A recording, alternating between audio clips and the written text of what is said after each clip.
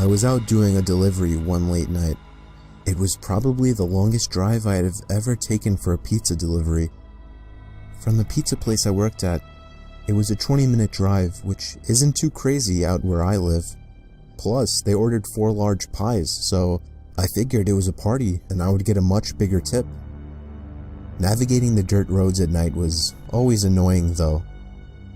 I pulled up to the given address. It was some old, sketchy-looking building literally in the middle of a forest clearing. There were no cars parked anywhere or any lights on. I put my car in park and called my boss. I asked him to reread the address at least 3 times to make sure I typed it in right, but that checked out. I could tell he was in a really bitchy mood, and he told me to at least knock on the door and check it out. He would normally get mad if we took back 1 pie, but I was afraid of what he would do if I brought back 4. I was insanely unnerved, but got out anyway and forced myself to the front door of the building. There was no doorbell, so I just knocked really hard. I heard nothing and didn't really expect to hear anything. I was extremely disappointed, not because nobody answered the door, but because I was realizing that it was all a waste of time and gas. I knocked one more time out of desperation, and then began to hear some kind of rustling noises from inside of the building.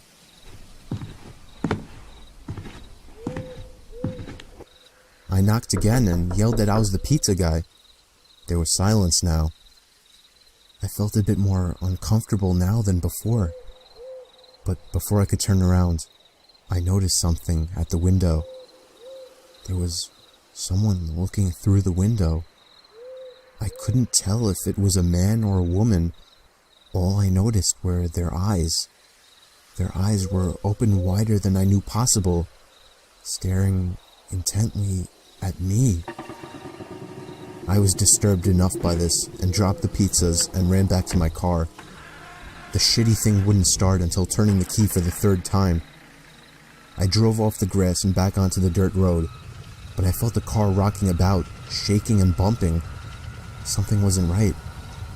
I didn't make it far from the building before I started hearing a sharp scraping sound coming from outside.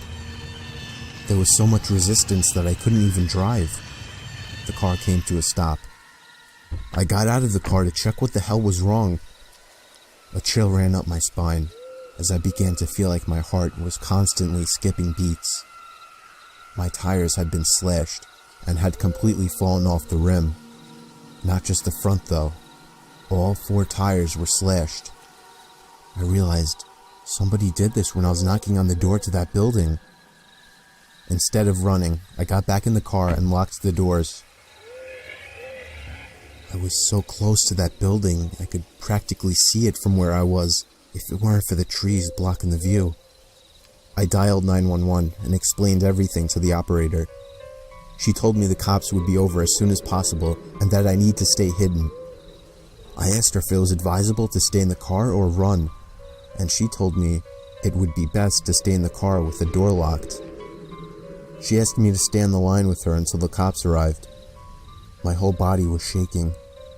In all directions, there was nothing but dark, seemingly endless forest. I knew it would take forever for the cops to get there. I was not comfortable with sitting in that car so close to whoever did this. The next part, though, is what utterly destroyed me. It still shakes me to this day, and I hope nobody ever has to experience this kind of fear. As I was scanning all the windows, making sure nobody was outside, I looked in the rearview mirror, and there was the same person I saw at that window. Eyes open wider than ever. I could see now that it was a woman, and I could ever so slightly see a smile begin to spread across her face. I opened my door and full-on sprinted into the woods, not caring how much noise I made. I ran until I was out of breath, which didn't take long, and I hid behind a giant log on the ground. I tried to cover my loud breathing with my hand, as I waited and waited for what felt like hours, until I finally heard sirens in the distance. I gathered up all the stamina I had left to run all the way back in the direction of the dirt road. Eventually, the glowing red and blue lights came into view, and I had never felt better in my life. They were parked in front of my car, investigating with flashlights. I came out yelling at them like a lunatic to help me. I fell to the floor and started to gag, almost throwing up from running so much. They picked me up and began to question me, to which I explained everything to the best of my ability.